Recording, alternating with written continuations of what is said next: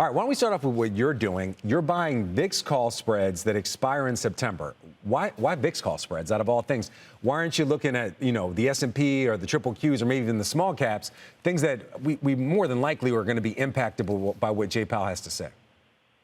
Sure. You could go either way if you really, there's a nice inverse relationship between the S&P and VIX.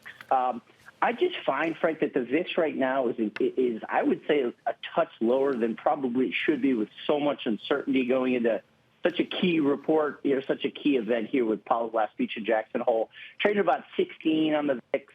I priced out the 23 calls in September, sold the 29 calls. I think it's a nice hedge. I paid about $1 for that $6 spread.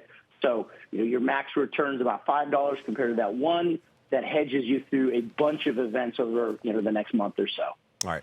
We're seeing some reports about some interesting moves when it comes to VIX calls. So a report about a VIX call option at the 22 strike that expires on September the 17th. What do you make of that trade and just that strategy in general?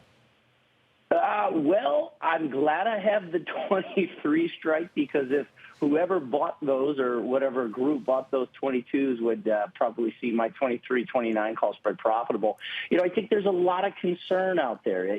I love quoting Tom Lee. This is the most hated bull market of all time. I think I'm more concerned on the upside of this market. It gives me the confidence and our investors the confidence to hold, these AI-related, this AI tech boom build out with the hedge and the protection, right? Let's buy insurance now while it's cheap, not while the foundation is smoldering.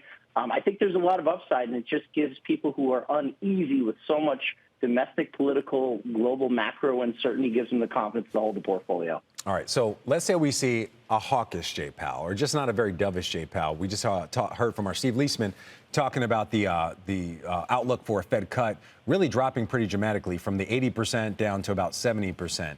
If you were someone who thinks we're going to get a more hawkish Jay Powell, what options moves would you make?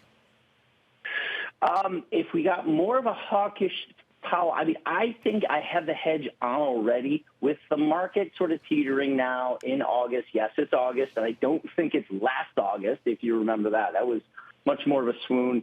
We're coming into a seasonally weakest period here in September in the S&P. I don't think I would hedge if we got more of a hawkish, higher for longer. I think, Frank, I would go right to the holdings in the portfolio, start to reduce some of the offensive, more alpha-driven names and technology and communications, and to a lesser extent, some of the industrials with the AI build-out. So I think you'd have to go right to work on the portfolio as we head into Q4. It's been an unbelievable run, one of the greatest runs in XLK, the technology ETF, off the low. So I think you got to go to work on the portfolio, and that's kind of what we do at Inside Edge is active management. So hopefully I didn't dodge that question, Frank. A bit, Todd, but I think it was a fair answer, because you're saying you wouldn't go to the options market, you would go to your actual portfolio and take some profit. Exactly, right. Exactly. It's been a straight up move from these lows. It's just been an unrelenting move. And any bit of weakness, Frank, that we've seen has been bought up. There's buyers there because so many are left on the sidelines. And if that changes, the narrative were to change with Powell, and there's a lot that he's going to be talking about over the, readdressing their, the way they communicate and how the Fed is going to look over the next 5 years in terms of addressing any inflation that reemerges, they're going to be quicker to raise rates.